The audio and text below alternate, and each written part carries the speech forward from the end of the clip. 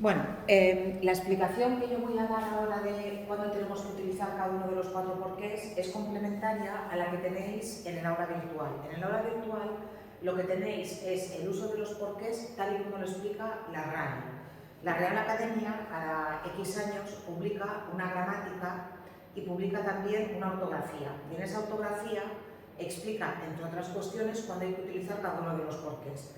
En los apuntes vais a ver que tenéis los mismos 4 porqués que yo voy a explicar ahora, pero esos 4 porqués, la RAE, no sé por qué, nunca mejor dicho, no sé por qué, utiliza un orden diferente. Yo creo que es más lógico el orden que yo sigo aquí, pero repito, esta explicación es simplemente complementaria a la de la RAE. ¿Y es complementaria en qué sentido?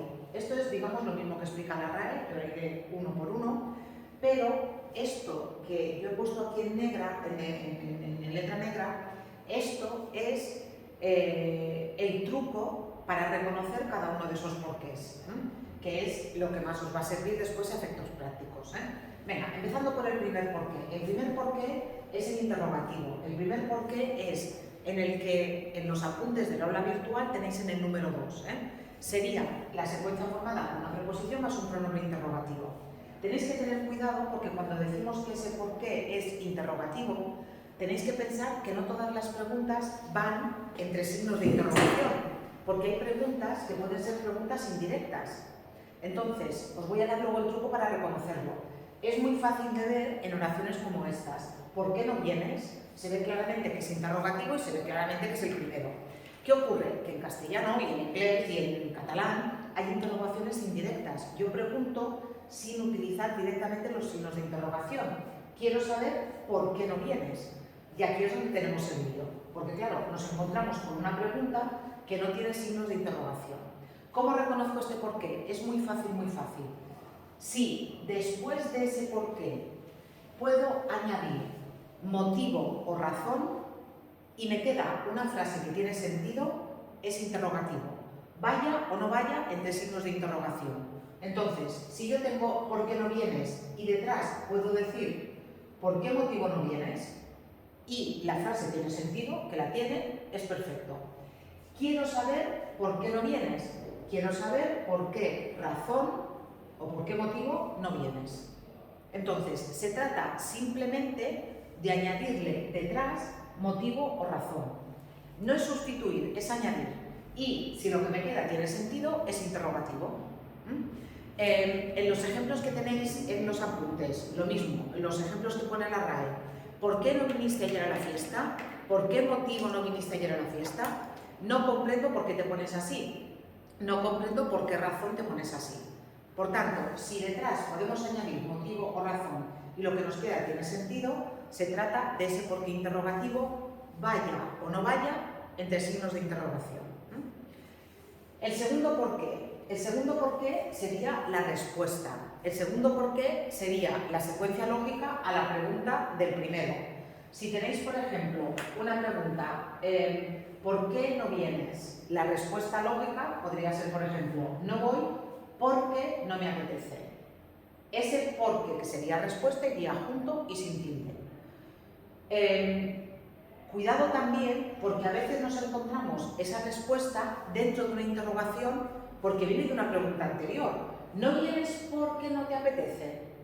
Esa también es respuesta, aunque esté dentro de una pregunta. Entonces, lo que tenéis que hacer es aplicar el truco. Lo mismo, si aquí, fijaos en el primero, ¿por qué motivo no vienes? Aquí no podéis decir no voy por qué motivo no me apetece. Y aquí no podéis decir no vienes por qué razón no te apetece, porque no tiene sentido. Truco, sustituirlo por ya que. Si lo podéis sustituir por ya que o a causa de qué, ese por qué va junto y sin tilde. No voy ya que no me apetece, no vienes a causa de que no te apetece. Repito, el truco que funciona para uno no funciona para el otro. Por tanto, aquí no puedo decir no voy por qué motivo no me apetece, igual que aquí no puedo decir ya que no vienes o a causa de que no vienes, no lo puedo decir. Entonces, se trata de aplicar los trucos. Si veis claramente que es una pregunta y una respuesta, ya está. ¿Por qué no comes hoy en casa? Eso clarísimamente es una pregunta separado y con tilde. Respuesta, porque trabajo, junto y sin tilde. Pero cuando os encontráis con alguno que tiene un poco de dificultad, lo que tenéis que hacer es aplicar el reconocimiento, aplicar el truco. ¿Sí? Tercer porqué. El tercer porqué es siempre un sustantivo, siempre es un nombre. Y de hecho tiene plural, puedo decir los porqués. Este es el que va junto y con tilde. Cuando es un sustantivo, nos lo encontramos en secuencias o en oraciones como esta. Cada uno tiene un porqué diferente, siempre se pregunta el porqué de las cosas. ¿Cómo se reconoce? Facilísimo. Este porqué, junto y con tilde, siempre, siempre, siempre lleva adelante un determinante. Siempre. Tenéis que buscar si delante tiene un él, si tiene un su, si tiene un tú, si tiene un mi, si tiene un los. Y en ese caso es el que en la RAE tenéis al principio de todo. No comprendo el porqué de su actitud, todo tiene su porqué, hay que averiguar los porqués. En los tres casos delante tenéis un determinante. Con este hay que tener cuidado porque muchas veces se confunde con el primero. ¿Por qué? Porque en realidad el sentido es muy similar. Mira, por ejemplo, el sentido de siempre. Se pregunta por qué las cosas son así. Siempre se pregunta por qué las cosas son así. El sentido de este es prácticamente igual a siempre se pregunta el porqué de las cosas. ¿Cuál es la diferencia? La diferencia es que aquí delante no hay un determinante, por tanto no puede ser ese. ¿Y por qué sé que es este? Porque detrás le puedo añadir la razón o el motivo. Siempre se pregunta por qué motivo las cosas son así. Siempre se pregunta por qué razón las cosas son así. Por tanto, este de aquí es el primero. Y hay que tener cuidado porque si empezamos a mirar el sentido, nos puede ocurrir que nos confundamos. Repito, si es sustantivo, va a llevar delante un determinante, un él, un su o un mi. Por tanto, hay que mirarlo. Si lleva delante lleva un determinante, automáticamente es el que he dicho, el sustantivo, y por tanto tiene que ir junto y con tilde.